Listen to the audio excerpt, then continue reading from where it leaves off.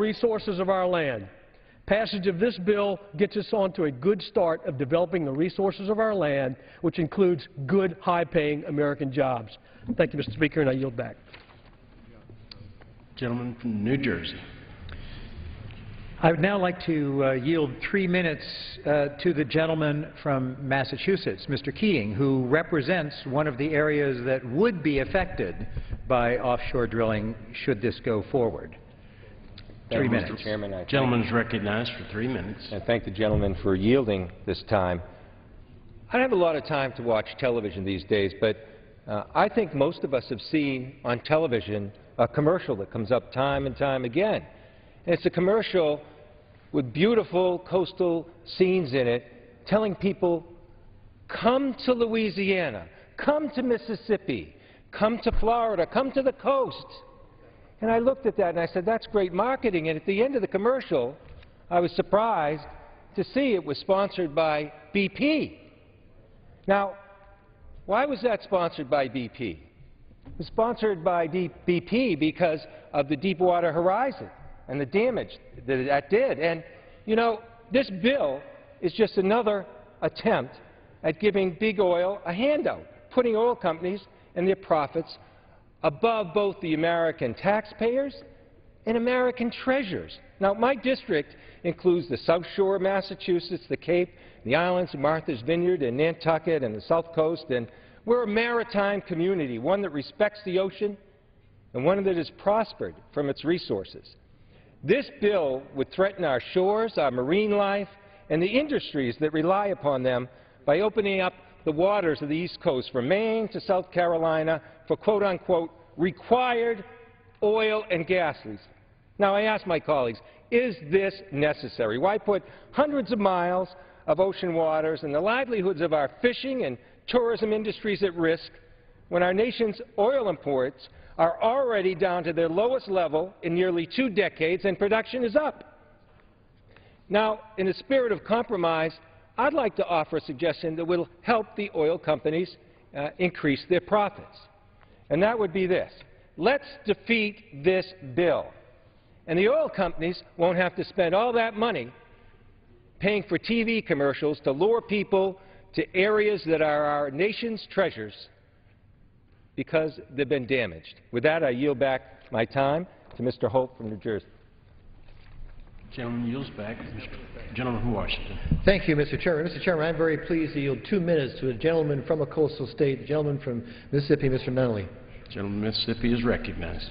Thank you, Mr. Speaker. I'd like to thank the chairman for yielding. I rise in support of H.R. 6082, the congressional replacement of President Obama's energy-restricting and jobs-limiting offshore drilling plan. The President's lease plan for offshore energy resources is unacceptable. It would close 85% of our offshore areas to energy production and recovery. Just like the Keystone Pipeline, this is just another example of an administration beholden to a radical environmental agenda. We must be about safely and responsibly recovering American energy. We have available energy under our feet and off our shores. Now, this plan does that by expanding offshore drilling into new areas that contain the most oil and natural gas resources. Our economy is still struggling. People are still looking for work. This bill would generate $600 million of government revenue and at the same time put tens of thousands of Americans back to work.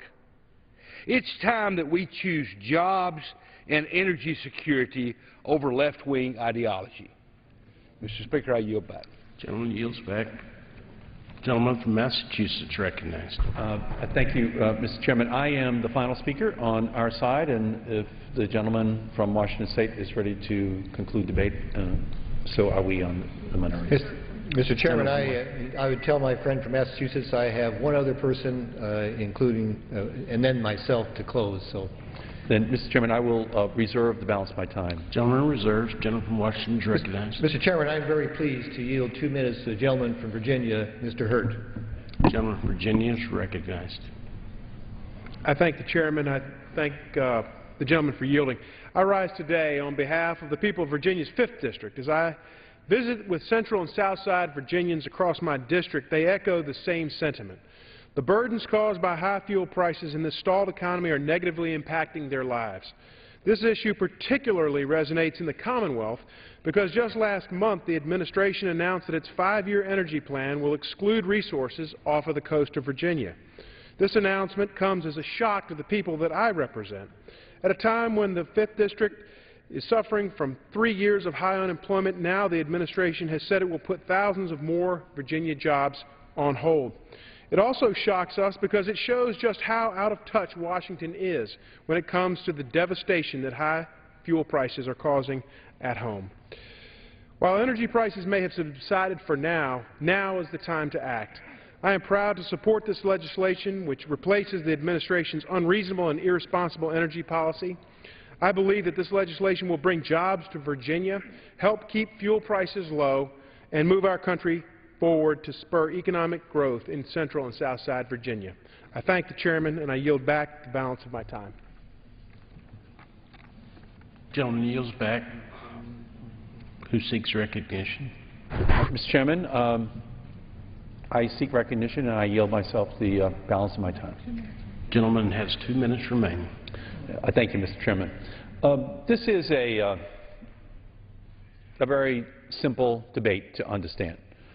The Republicans want to authorize drilling for oil and gas off of the coastlines of Southern California, and Maine, and New Hampshire, and Massachusetts, and Rhode Island, New York, Maryland, New Jersey.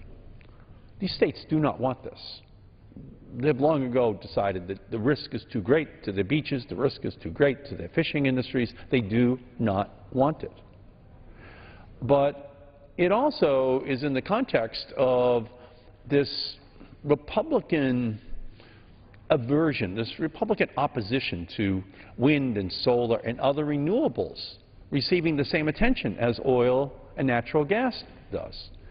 And the important thing about wind and solar is that they would be domestically produced 100%.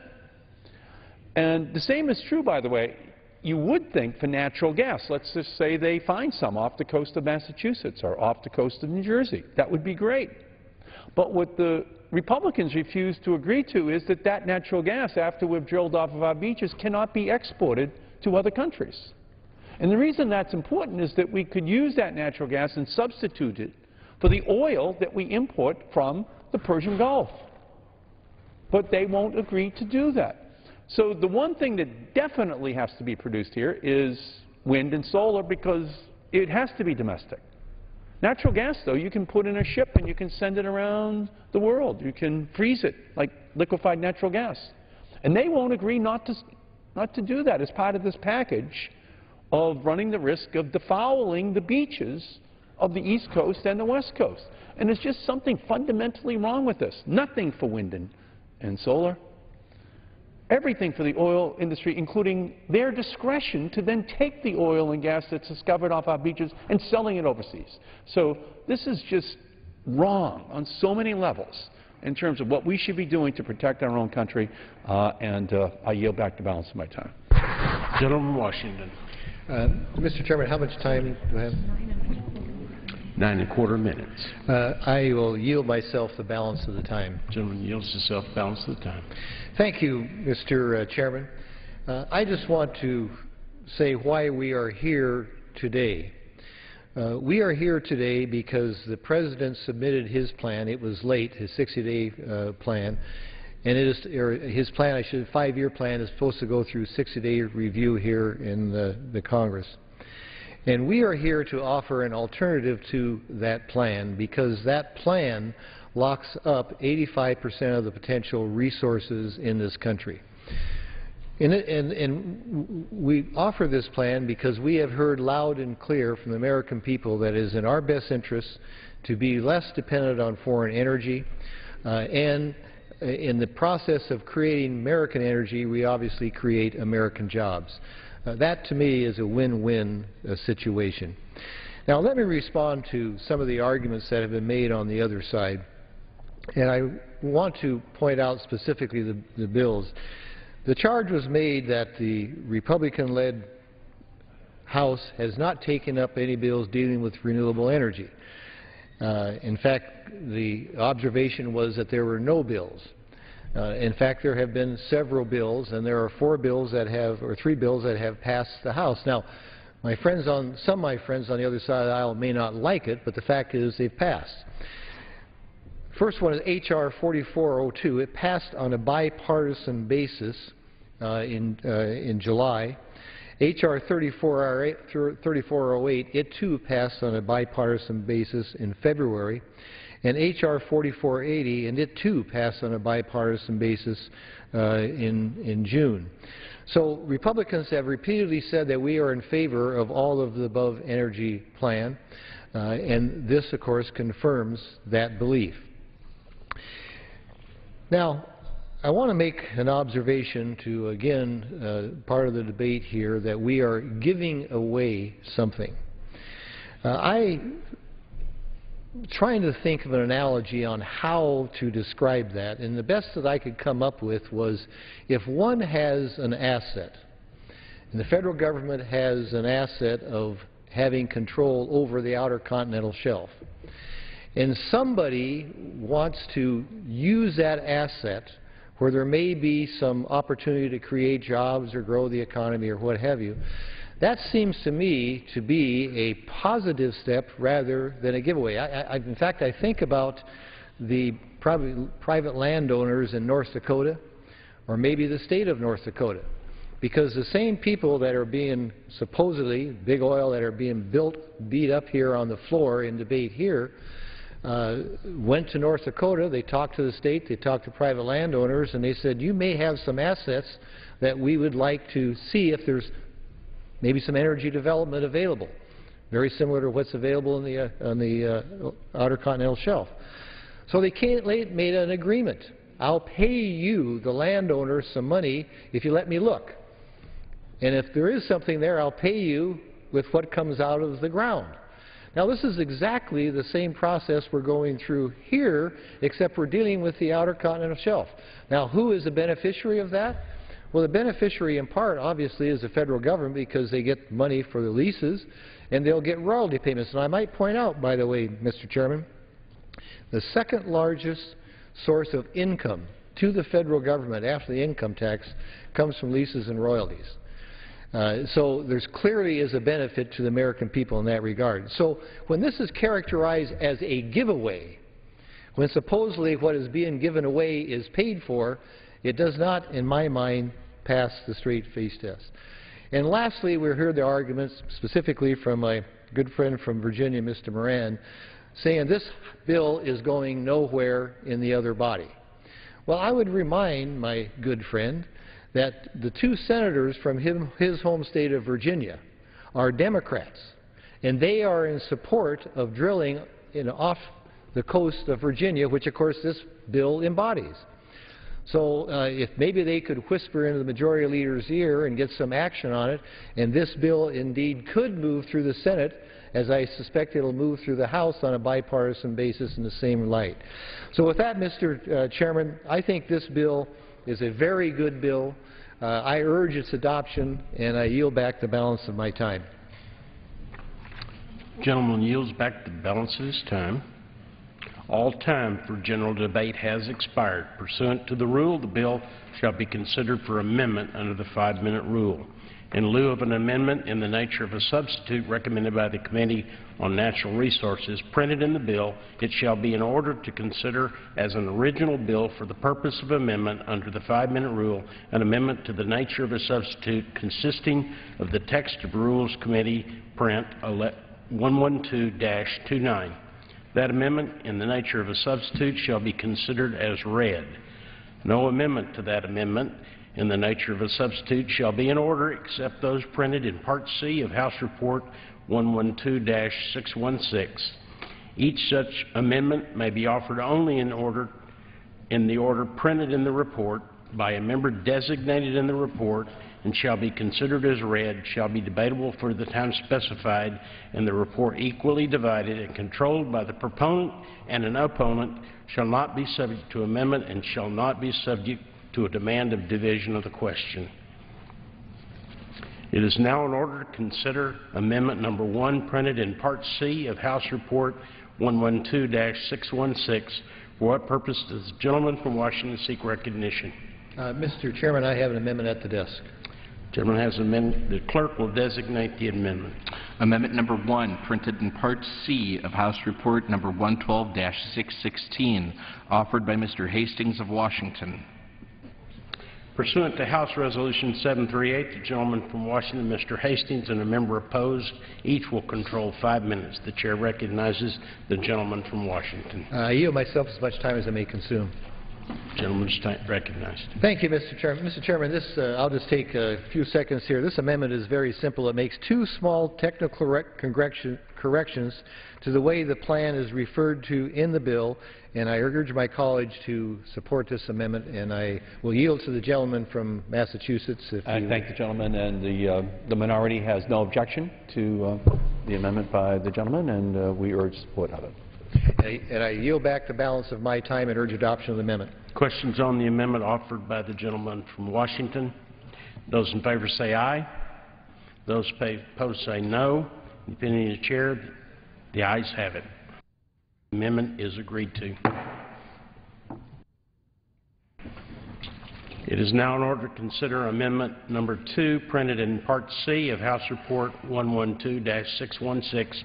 What purpose does the gentleman from New Jersey seek recognition?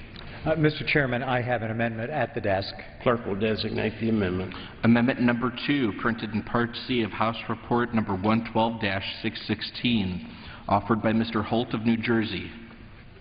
Pursuant to House Resolution 738, the gentleman from New Jersey, Mr. Holt, and a member opposed, each control 5 minutes. The chair recognizes the gentleman from New Jersey.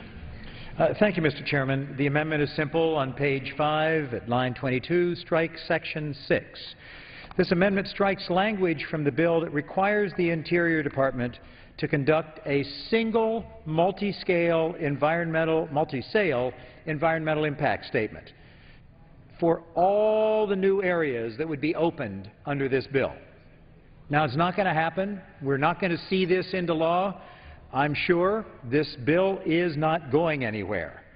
But if it were, it would be an environmental disaster. The notion that one environmental analysis would be sufficient for lease sales in the Atlantic, in the Pacific, in the Bristol Bay of Alaska is simply absurd. These are very different environments. The steps that would be taken to prepare for drilling would be different in each one. The steps that would be taken during drilling would be different in each one. The steps that would be taken to prepare against an accident would be different in each one, and the steps for a cleanup would be different in each one. In fact, it would be hard to imagine 3 environments that could be more different. Congress, even along the Atlantic coast, from South Carolina to Massachusetts, there are differences. And Congress has a responsibility to the American people to ensure that offshore drilling for gas and oil is occurring in a safe and environmentally responsible manner. It's been over 2 years since the worst environmental oil disaster in American history, the BP oil spill, and Congress has yet to enact a single legislative reform.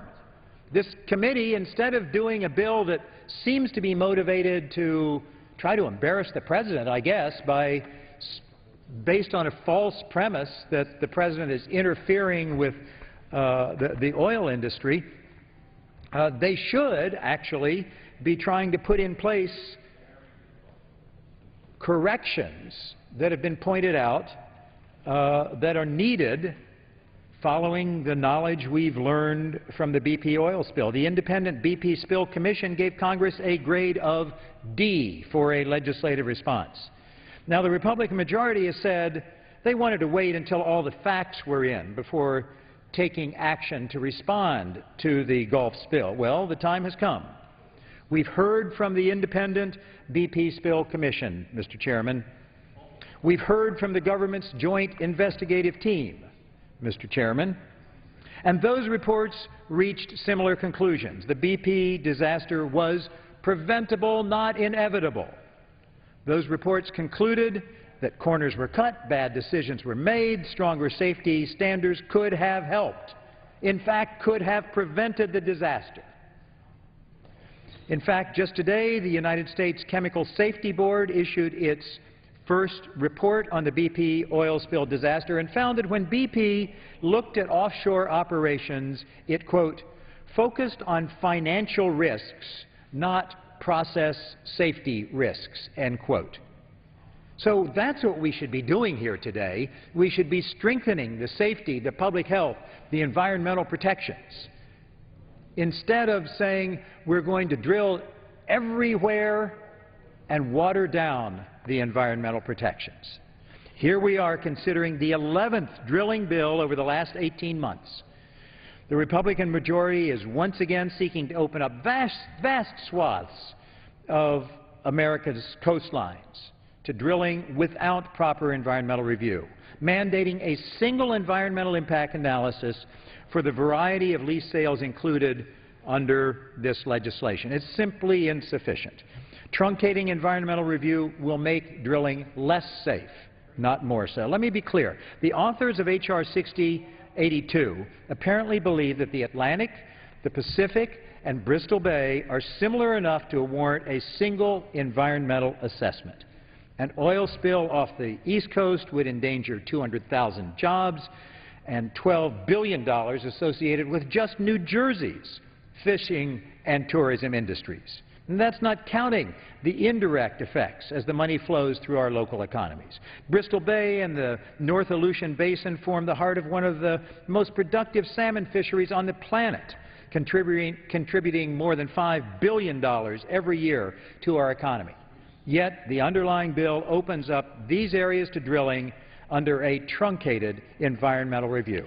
My amendment simply strikes the language from the bill that requires a single multi-sale environmental impact statement and would go a long way toward protecting the environment. I urge the adoption of the amendment. For what purpose does the gentleman from Washington seek recognition? Mr. Chairman, I rise to claim time in opposition. Gentleman is recognized for 5 minutes. Thank you, Mr. Chairman. I yield myself as much time as I may consume. Gentleman is recognized. Mr. Chairman, the amendment prioritizes bureaucracy over responsibly increasing energy production and job creation. This amendment would strike the section of the bill requiring that an environmental impact statement be conducted prior to any leasing in lease-safe sale areas. The gentleman takes issue with the manner in which the environmental impact statement is required to be conducted.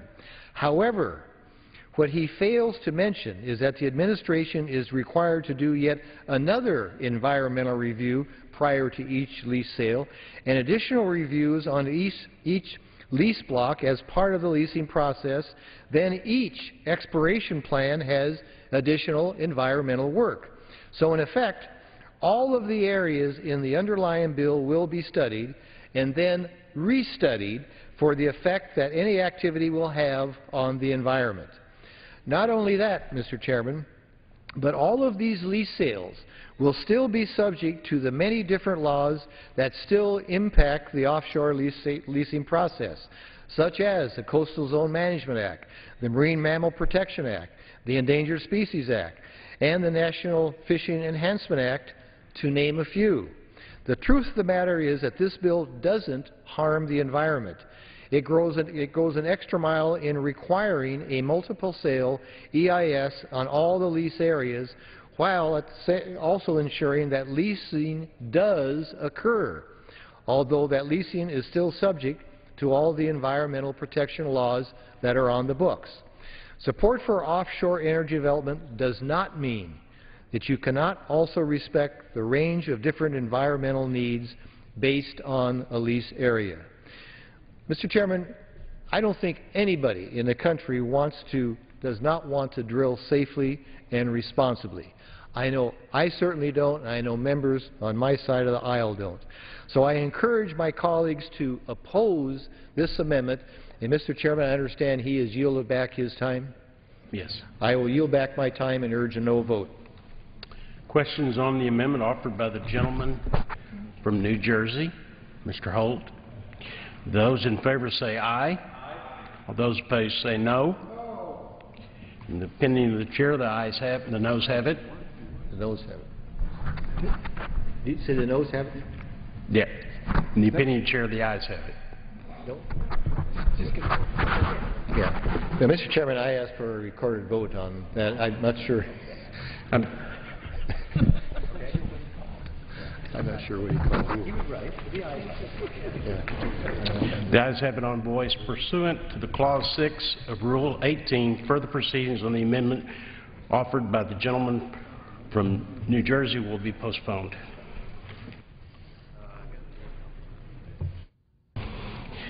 Now, in order to consider Amendment Number 3, printed in Part C of House Report 112-616,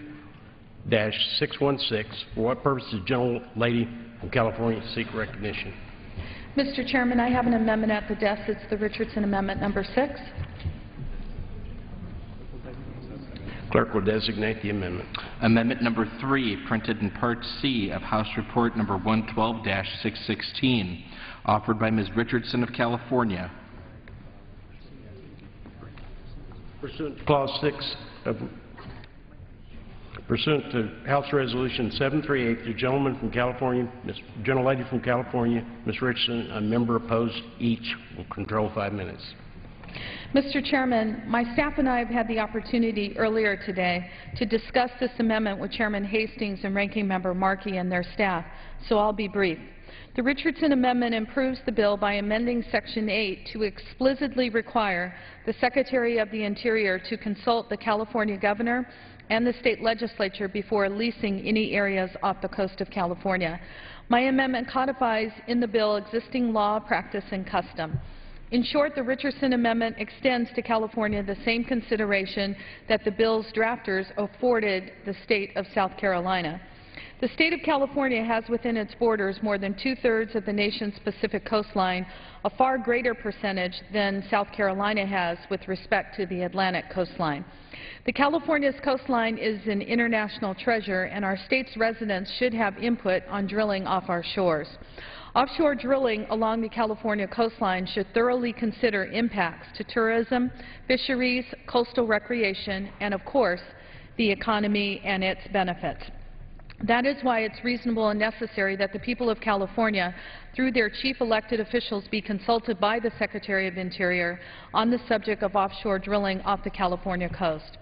Mr. Chairman, I'd like to acknowledge the leadership and expertise and willingness of Chairman Hastings and Ranking Member Markey for working with me on the Richardson Amendment, and I urge my colleagues to support the amendment. Gentlelady yield. On behalf of Californians, Will the gentlelady yield?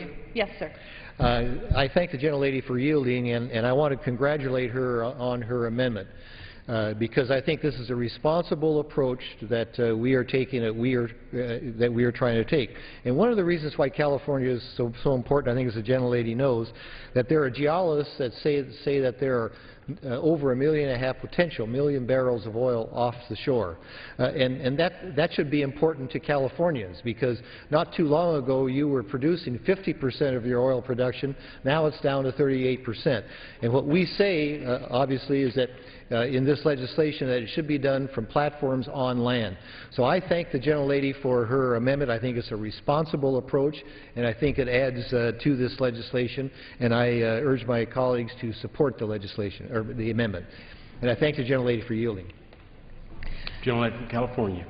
Yes, Mr. Chairman, again, I just want to conclude with saying that I both acknowledge and appreciate the leadership by both the Chairman Hastings and Ranking Member Markey. Look forward to working with them on this and many other issues, and I'm grateful for their willingness to consider the rightfulness of this amendment. With that, I yield back the balance of my time. Questions on the amendment offered by the gentlelady from California? Those in favor say aye. Aye. Those in favor say no. In the opinion of the chair, the ayes have it. The amendment is agreed to. Congratulations. Now it It is now in order to consider Amendment Number 4, printed in Part C of House Report 112-616. For what purpose the gentleman from Massachusetts seek recognition? Mr. Chairman, I have an amendment made in order under the rule marking number 4. Clerk will designate the amendment. Amendment number 4, printed in Part C of House Report number 112-616, offered by Mr. Markey of Massachusetts. Pursuant to House Resolution 738, the gentleman from Massachusetts, Mr. Markey, and a member opposed will each control 5 minutes. The chair recognizes the gentleman from Massachusetts.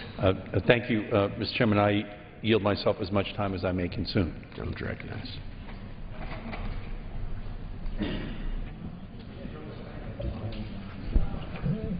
Mr. Chairman, this amendment is very, very simple. It ensures that the natural gas produced under the leases issued under this legislation is sold in America. We're talking about the public lands of the United States, the taxpayer-owned lands of the United States. These are the American people's lands off of Massachusetts, off of New York, off of New Jersey, off of California, that are being leased under this bill. The very least we should be able to tell the American people is that they are actually going to see a benefit from any oil or gas produced from these lands. We should be able to tell Americans that we are keeping the natural gas produced on their public lands here in America to keep prices low for Americans here in the United States. And we're going to find ways of putting that natural gas into trucks, into buses, into cars, so that we can stop importing oil from dangerous parts of the world. We should be able to tell Americans that we're keeping the natural gas here so that we can create more American jobs in manufacturing, in plastics, in fertilizer, in chemicals, and in steel, and that we tell those countries in the Middle East, we don't need your oil any more than we need your sand, because we have natural gas here in America. That's all that my amendment would do, send a strong signal to the OPEC nations. Current law does not allow for the exportation of our crude oil, and it shouldn't allow for the exportation of our natural gas either. My amendment would ensure that no waivers can be granted, no permits can be issued to export natural gas produced from the public land of the United States to other countries when we're still importing oil from OPEC. How much sense does that make, that we find natural gas and start to sell it to other countries even as OPEC continues to tip us upside down and shake money out of our pockets at the pump? So I'm going to reserve the balance of my time at this point and continue my argument in a few minutes. Gentleman reserves his time. Gentleman, for what purpose the gentleman from Washington rise? Mr. Chairman, I rise to claim time in opposition to the amendment. Gentleman from Washington is recognized to claim time for opposition. I yield myself as much time as I may consume. Gentleman is recognized. Thank you, Mr. Chairman. I'm very happy to see that the gentleman understands that America needs oil and natural gas. That was a very good statement on his part. And we prefer to see more domestic production of this necessary commodity rather than importing it from foreign countries. I think we're making progress in that regard, Mr. Chairman. The good news is this is already law, what the gentleman has tried to address. Title 43, Chapter 29, Section 1354 of the U.S. Code specifically prevents the export of both oil or gas produced from the outer continental shelf unless the President finds that it is, 1, in the national interest, 2, will not increase our reliance on natural gas, and 3, that is in accordance with the Export Administration Act, which puts further regulations on exports. Now, the House has said repeatedly that increased energy production on federal lands is in the national interest. So I suppose the gentleman could say there's some wiggle room there. But nevertheless, this amendment has failed in committee last week. It has failed on the House floor on many occasions because of this protection that's already in law. So I urge my colleagues to reject this amendment, and I reserve my time. Gentleman reserves his time. Gentleman from Massachusetts. Yes, I yield myself as much time as I may consume. Gentleman is recognized.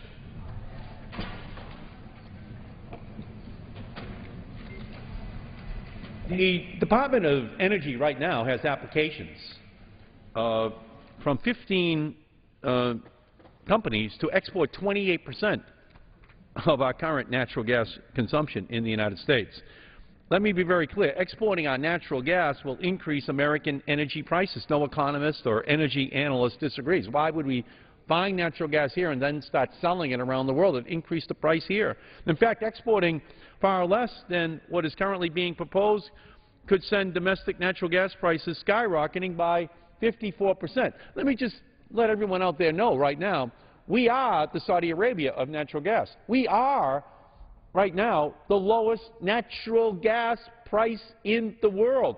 In the United States, it's only $2.40, $2.50 an MCF. In Japan, in Korea, in China, it's 7 times higher. In Europe, it's 4 times higher. So if you're a manufacturer, if you're a company thinking about moving your trucking or your bus fleet to natural gas as opposed to oil, and you're in these other countries, it's difficult for you to do it. It's time for the United States to figure out how to do this. We have this incredible bonanza. And now they're proposing to drill off of the coastline of Massachusetts, of New York, of Southern California to find more natural gas. And what are they saying? Let's export it. Well, you're going to export the cheapest natural gas in the world. Do you know what T. Boone Pickens says about this? If we do it, if we export natural gas, we're truly going to go down as America's dumbest generation. It's bad public policy to export natural gas. This is T. Boone Pickens. This is Ed Markey. This is a coalition that spans the entire spectrum of political thought, but we do agree on this one thing. Why would we take our most precious natural resource and sell it to other countries when it gives us a massive competitive advantage? So I'm going to reserve the balance of my time to conclude debate, but this is a nonsensical policy. Gentleman reserves the balance of time. Gentleman from Washington Trade. Mr. Chairman, I have no more requests for time, and I understand I have the right to close, so I'll reserve my time. Gentleman reserves.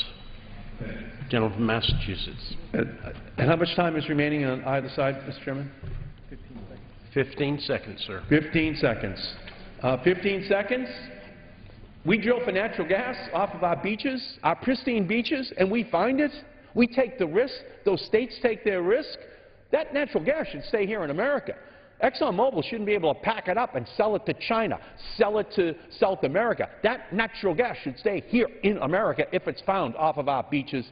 That's what the Markey Amendment calls for. Gentleman, time's expired. Gentleman from Washington. Mr. Chairman, I'll yield myself the balance of the time. Gentleman recognized. Mr. Chairman, I just want to say that this law has been on the books since 1940.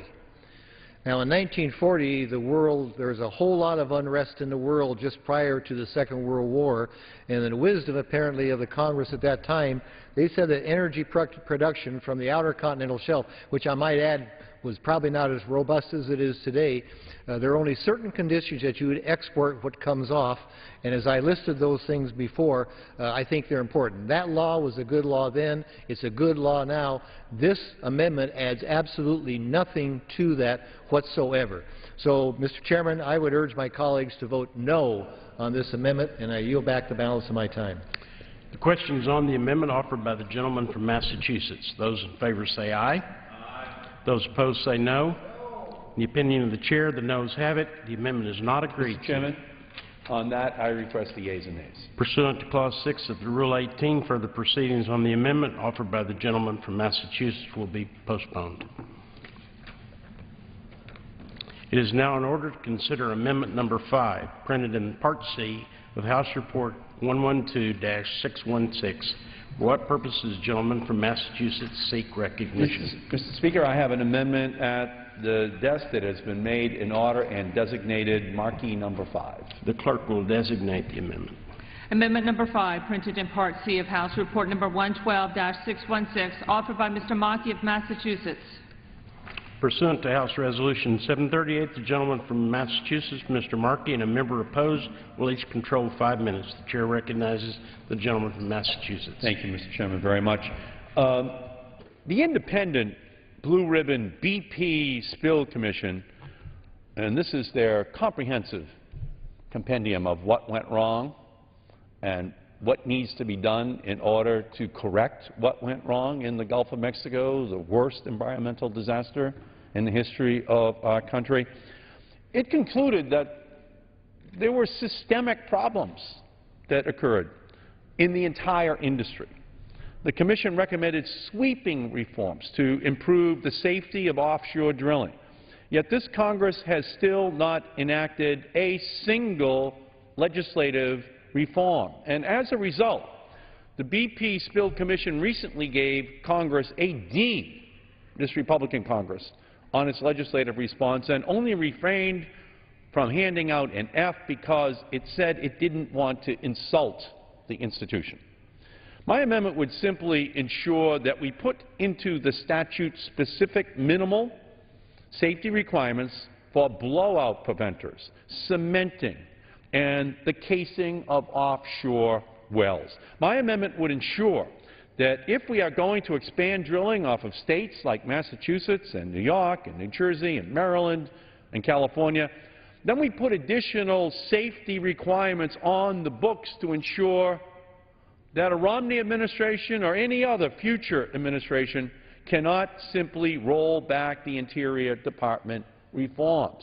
We don't want a Louisiana mess off of the coast of Massachusetts, off of the coast of Southern California. We want the safety reforms that the BP Spill Commission recommended be put in place so there is no recurrence. The Republicans are saying they want to drill off of the coast of these states that don't want the drilling. The least that they should do is build in the safety reforms. And just today, the Chemical Safety Board released its report on the disaster.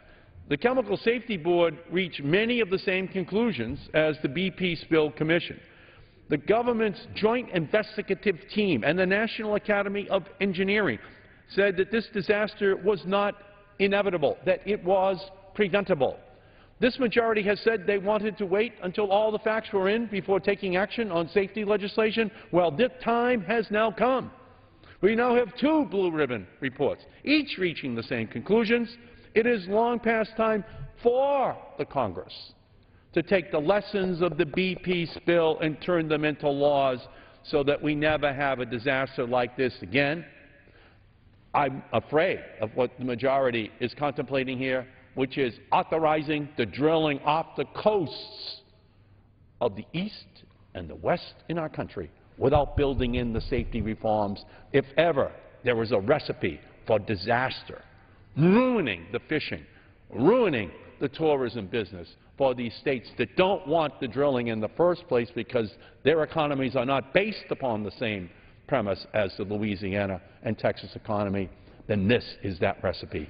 This is what we're voting on here today. I reserve the balance of my time. Gentleman reserves his time. Gentleman from Washington is recognized. Thank you, Mr. Chairman. I rise to claim opposition to the amendment. Gentleman's recognized to claim opposition. I yield myself as much time as I may consume. Gentleman's recognized.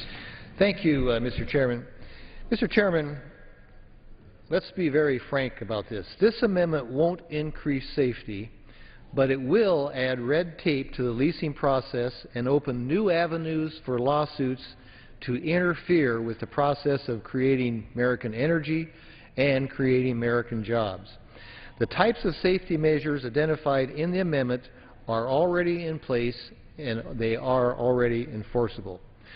On multiple occasions, the Obama administration has testified that offshore drilling operations are being conducted safely. With this amendment, the minority continues to try to divert attention away from the real issue of increasing energy production, American energy production, creating jobs, American jobs, lowering energy costs, and improving our national security, all doing that because potentially we'd lessen our dependence on foreign oil. So it seems that my friends on the other side of the aisle simply do not want to face the fact that this bill says we can move forward with a robust and responsible program of oil and gas development, while at the same time ensuring that increased safety measures are undertaken. These are not, nor should they be, mutually exclusive goals. Right now we have two choices before us. Tomorrow when we vote on this and the suspension that will be before us. We can choose to endorse the President's energy plan to hold 15 sales in 5 areas in the OCS, or we can support this bill which before us, which will have nearly double, 29 sales in over double areas, 11 areas. Both options will ensure that the drilling is done safely. Both options will ensure that our environment is protected. But only one option follows through on the promise made by the American people when the moratorium was lifted. The American people clearly want our nation to harness our energy resources. But the President's energy plan takes 85% of the Outer Continental Shelf and makes it off-limit.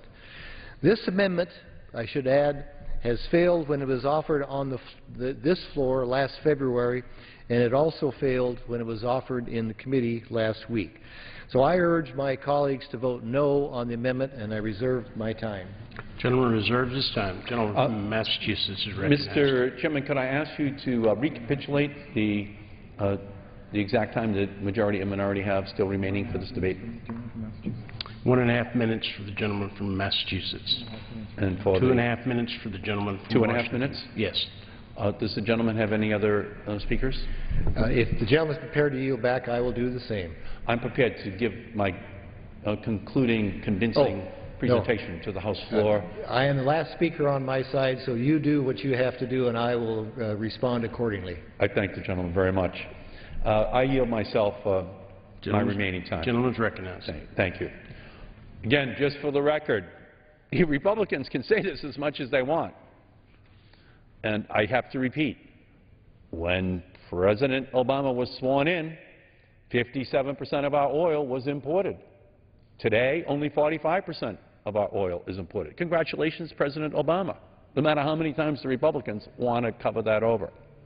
2, 75% of all of the oil and gas reserves offshore have been made available by the Obama administration for drilling. 3, we in the United States are at an 18-year high in drilling. Now, the Republicans have a problem with this because the 18-year high in drilling, the reduction from 57% of imports down to 45% imports, the fact that 75% of all areas off the shores of our country are open for drilling, it runs totally contrary to everything that they believe. Everything that they want America to believe is better to be said. Because if the American people actually believe the truth, which is that Obama has reduced our imported oil from 57% down to 45%, reduced our dependence upon imported oil, increased our drilling to the highest point in 18 years, then their whole narrative just goes right down the drain. So they have to keep getting up as though Bush was the right guy and he did nothing. So all we're saying is if you were so desperate to actually license all of this new drilling off of the beaches of our states, at least build in the safety precautions, which is what the Markey Amendment calls for, that prevents another mess like the BP Horizon catastrophe in the Gulf of Mexico.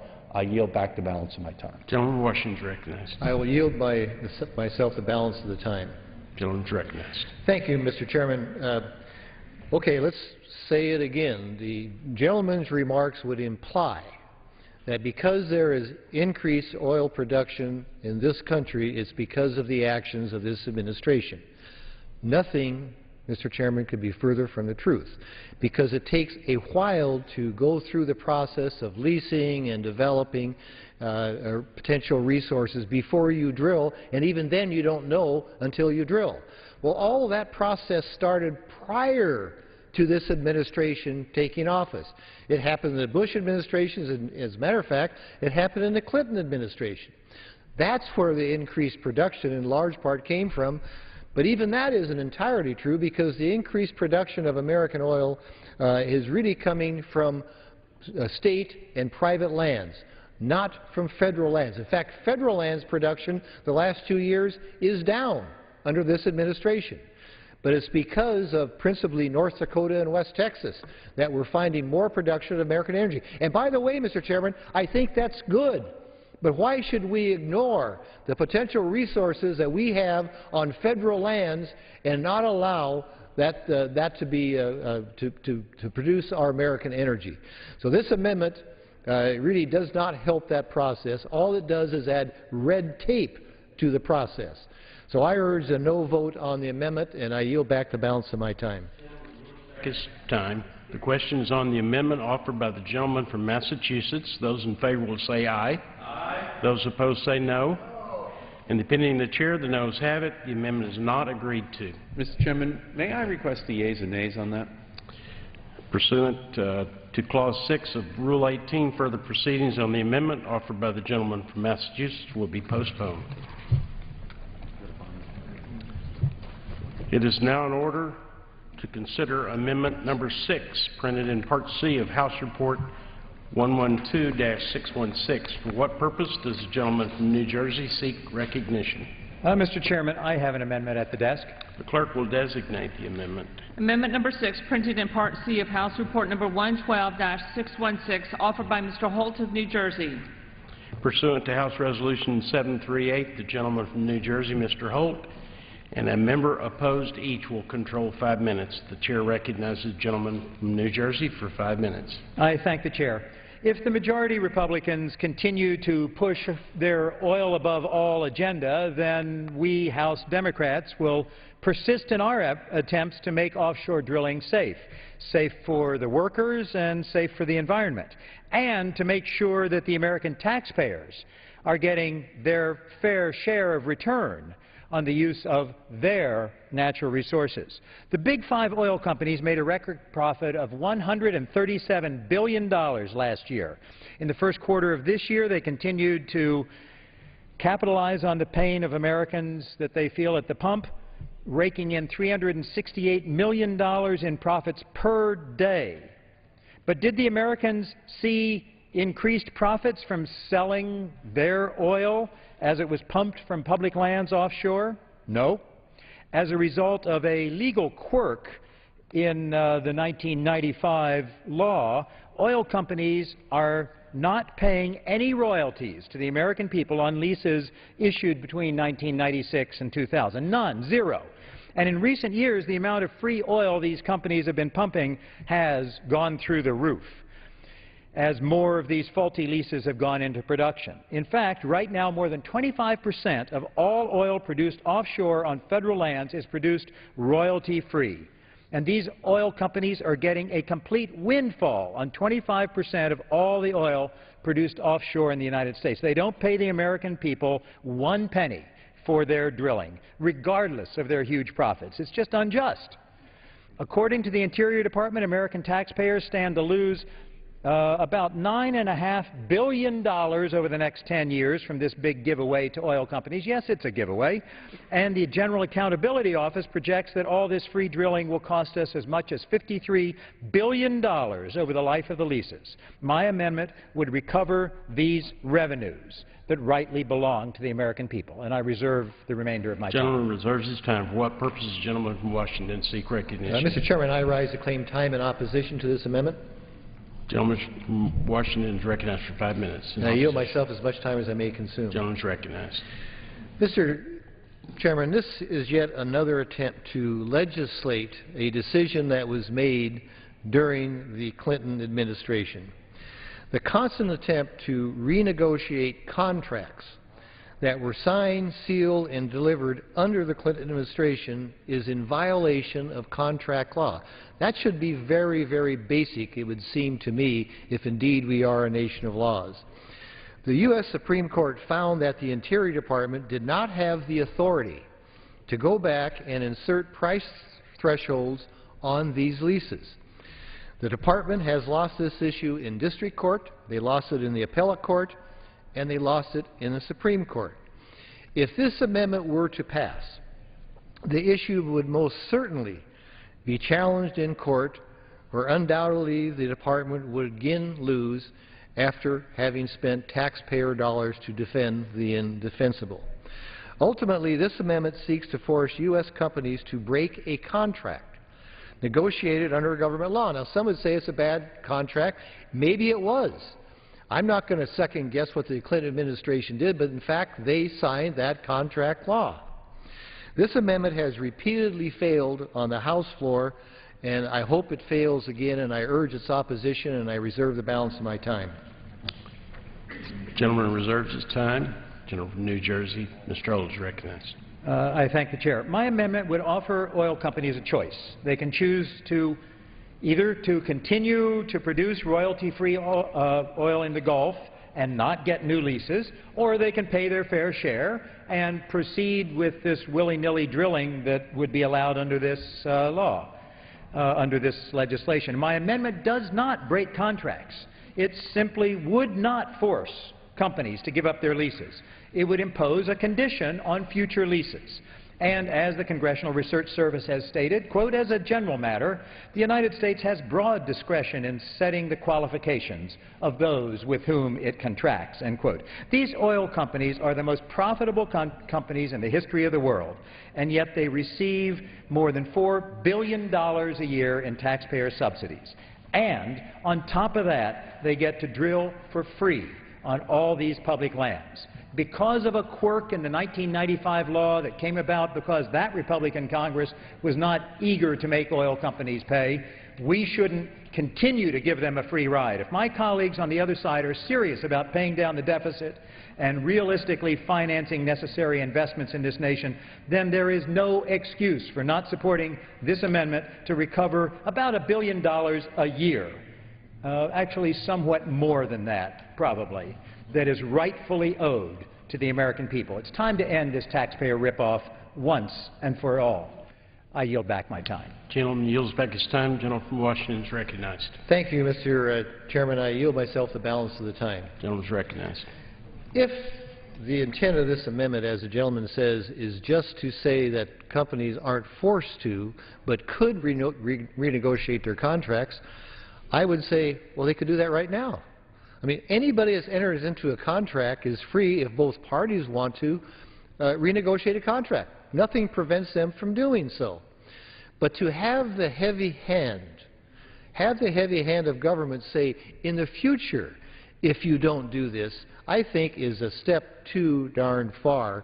And I think that that is really the wrong way to go. That's the last thing that we need, is saying a condition of government or a condition of a leasing or doing business with the government is that you have to retroactively go back and change a contract. That is a chilling effect, Mr. Chairman. And again, I don't know why the Clinton administration signed these contracts. Maybe as a quirk. I mean, who knows? But to add this, where do you stop then? Where do you stop with all of the federal contracts that could be not only in energy production, but anything else? This is a very, very bad amendment. It's a very, very bad precedent, and I urge my colleagues to reject it, and I yield back the balance of my time. Gentleman yields back his time. The question is on the amendment offered by the gentleman from New Jersey. Those in favor say aye. Aye. Those in favor opposed say no. In the opinion of the Chair, the noes have it. The amendment is not agreed to. Mr. Chairman, I ask a recorded vote, please. Pursuant to Clause 6 of Rule 18, further proceedings on the amendment offered by the gentleman from New Jersey will be postponed.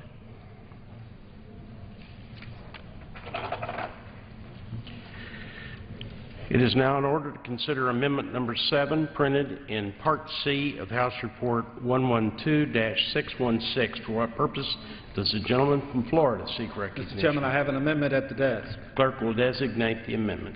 Amendment number 7, printed in Part C of House Report number 112-616, offered by Mr. Hastings of Florida. Pursuant to House Resolution 738, the gentleman from Florida, Mr. Hastings, and a member opposed will each control 5 minutes. The Chair recognizes the gentleman from Florida for 5 minutes. Mr. Chairman, Republicans justified these irresponsible bills by claiming that more drilling will help reduce the cost of gasoline and fuel for the average American. Yet opening up even more of our country's shores to drilling will do little to help Americans at the gas pump. In reality, the United States is already producing more oil per day than it ever has. There are more drilling rigs in the United States than the rest of the world combined. The drilling plan issued by President Obama that this bill amends already makes 3/4 of our offshore oil and gas resources open to drilling. And yet 70% of the offshore areas that are leased are currently not even active. That's 55 million acres under lease, not active. The price of oil and gas is set on a global level, primarily by the Organization of Petroleum Exporting Countries, or OPEC. At maximum output, the United States holds only 2% of the world's oil reserves, not nearly enough to significantly impact the price per barrel, which is set on a global scale. According to the Energy Information Agency, even tripling our current offshore drilling capabilities by the year 2030 would lower gasoline prices only 5 cents per gallon more than if we continued at our current levels. Gas prices are set on the world market on the basis of many geopolitical factors. For example, when the world thought Israel might attack Iran in February, gas prices went up 10% in 2 months to reach a 9-month high over fear that fuel supply lines would be disrupted. Though production in our country has actually increased every year since 2005, crude oil hit a record $147 per barrel over the same time period, demonstrating that there is little correlation between drilling levels in the United States and the price of oil. What drives the price of oil more than any other factor is the large, nonstop, worldwide demand for oil. The only way we can reduce gasoline prices is to reduce our country's disproportionate demand for fossil fuels by increasing our energy efficiency, improving the fuel mileage of our cars, and developing renewable energy resources. Federal policies should focus on these kinds of demand-reducing improvements, not on increasing the land available for drilling. And I make it very clear over and over again that I'll be the last person standing off of the shores of Florida if we continue down the path of wanting to drill in that area. Mr. Chairman, with all this in mind, my amendment requires applicants for drilling of or exploration to explain in detail to what extent and by when any oil is found on the leased property will that decrease the price of oil for the American consumer. More drilling will put our businesses as well as our environment and our health at an increased risk. And since we know that there is no correlation between gas prices and U.S. drilling, this bill is really nothing more, and I know my good friend from Washington will say that it is not a giveaway. He perceives it as not a giveaway. I do. I think that it's nothing more than a giveaway to the oil and gas companies, and my goodness gracious, have we not given them enough. For what purpose, gentleman from Washington? I rise to claim time in opposition to the amendment. Gentleman from Washington is recognized for 5 I yield minutes. myself as much time as I may consume. Gentleman is recognized. In deference to my good friend from Florida,